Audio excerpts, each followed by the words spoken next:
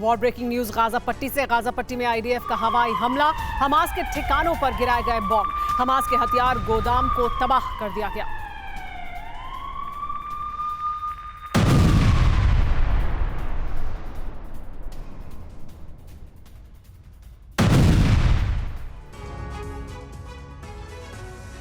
Israel का दावा है कि हमास के 50% बड़े नेता और कमांडर मारे जा चुके हैं। हमास के जो बड़े लीडर और कमांडर बचे हुए हैं, उनकी मौत का वारंट भी जारी हो चुका है। हमास के इन नेताओं में खूंखार याह्या सिनवार भी है, जो गाजा का हमास चीफ है।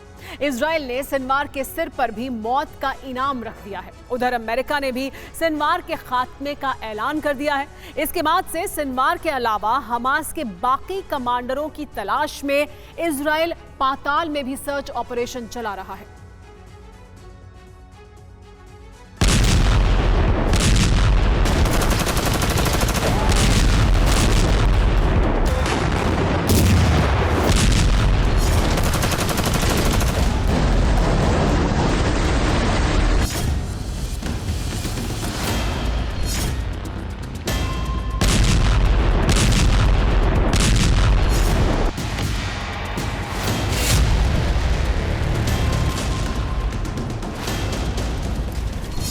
क्या हमास चीफ याह्या सिनवार के दिन पूरे हो गए हैं?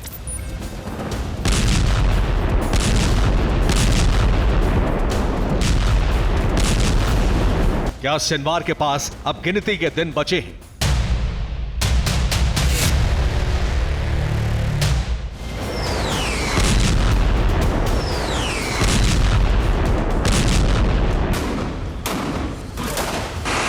हमास के सबसे खूंखार लीडर सिनवार की मौत की मुनादी सुनाई देने लगी है।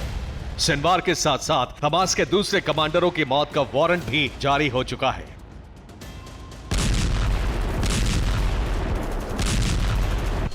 इजराइल ने हमास के 4 शीर्ष नेताओं पर इनाम घोषित किया है। याह्या सिनवार के सिर पर $4 लाख का इनाम रखा है। इस लिस्ट में सिनवार के छोटे भाई मोहम्मद सिनवार का भी नाम है, जिस पर $3 लाख का इनाम है। खान यूनिस के ब्रिगेड कमांडर राफा सलामा पर $2 लाख, वहीं अल कसाम ब्रिगेड के चीफ मोहम्मद दाइफ पर $1 लाख का इनाम घोषित है।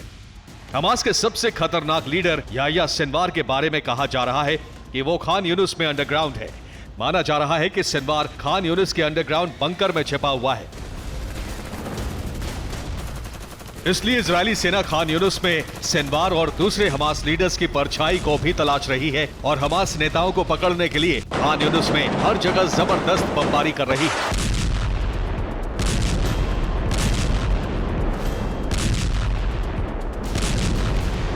हालांकि एक रिपोर्ट के मुताबिक हमास के कई लीडर्स और कमांडर गाजा में इजरायली सेना के भीषण ऑपरेशन से पहले ही कतर जा चुके थे।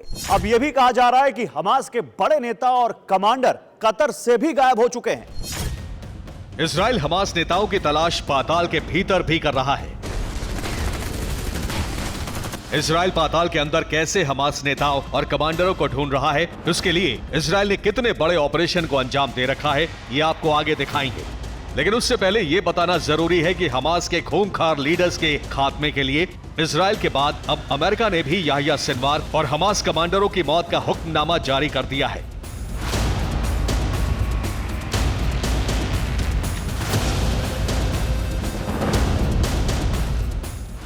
व्हाइट हाउस की तरफ से पहली बार कहा गया है कि हमास चीफ सिनवार का वक्त पूरा हो चुका है। दरअसल अमेरिका हमास के बड़े नेताओं का जल्द से जल्द खात्मा इसलिए भी चाह रहा है क्योंकि 7 अक्टूबर को इजराइल पर हुए हमले में हमास ने 38 अमेरिकी नागरिकों को भी मार डाला था। कई अमेरिकी नागरिकों को हमास ने अभी तक बंधक बनाकर रखा हुआ है। व्हाइट हाउस ने कहा है कि हमास चीफ सिनवार के हाथों में अमेरिका का खून लगा हुआ है। अमेरिका ने ऐलान किया है कि चाहे जितना भी वक्त लगे, लेकिन सिनवार का बचना अब मुश्किल है।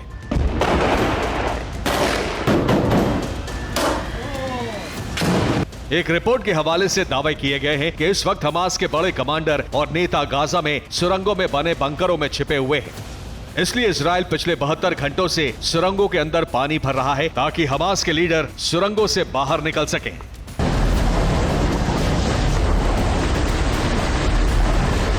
हमास की सुरंगों में लगातार पानी भरने का असर भी दिखने लगा है। इजरायली सेना का दावा है कि सुरंगों में पानी भरने के बाद बड़ी संख्या में मारे गए लड़ाकों की लाशें भी दिखाई दी हैं। आईडीएफ के प्रवक्ता डैनियल हैगरी ने दावा किया है कि हमास की सुरंगों में पानी भरने का ऑपरेशन इजरायली सेना ने खुफिया इनपुट मिलने के बाद ही शुरू किया है और ये कामयाब भी हो रहा है। इजरायली सेना के दावे के अनुसार हमास की सुरंगों में कार्रवाई के दौरान हमास के कई लड़ाकों को मारा भी जा चुका है।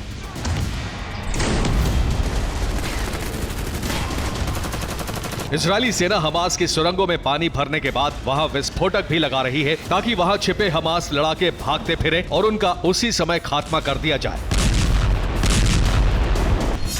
इजरायल ने अब तक हमास के 50% कमांडरों को मारने का दावा किया है। आईडीएफ ने दावा किया है कि पिछले 24 घंटों में गाजा में हमास के 70 लड़ाकों ने सरेंडर किया है। कहा जा रहा है कि हमास के जूनियर कमांडर ही अब जंग की कमान संभाल चुके हैं। जूनियर कमांडर इजरायल के लिए ज्यादा खतरनाक साबित हो रहे हैं क्योंकि उनके बारे में इजरायल के पास ज्यादा डिटेल नहीं है। इस बीच पिछले 72 घंटों में गाजा के पास शेजैया में आईडीएफ ने हमास के ठिकानों पर बड़ा हमला करके हमास के हथियारों और गोला बारूद को नष्ट कर दिया। इजरायल की बमबारी में हमास की बिल्डिंग भी जमींदोज हो गई।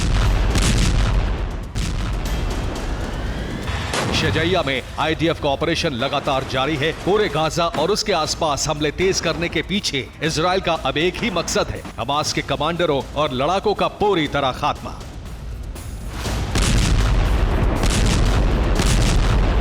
Bureau report, TV9 Bharatvarsh.